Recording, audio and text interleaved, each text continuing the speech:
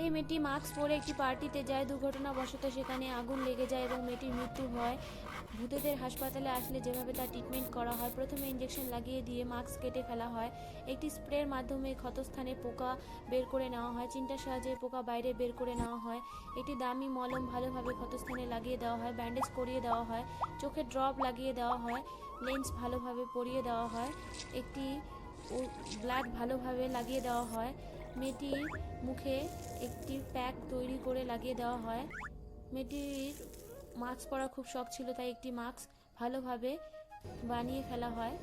এই মাস্ক যতক্ষণ বানাচ্ছে, আমার ভিডিও ভালো লেগে থাকলে অবশ্যই এটি লাইক এবং সাবস্ক্রাইব করবে। একটি ভিডিও বানাতে অনেক কষ্ট করতে হয়। প্লিজ বন্ধুরা, তোমরা কমেন্টে জানাও তোমরা কেমন ভিডিও দেখতে পছন্দ করো।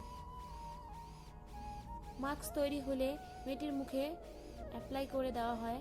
সুন্দরভাবে সেট করে নিলে ভূতেদের দেশে মেয়েটি পুরোপুরি সুস্থ হয়ে যায়।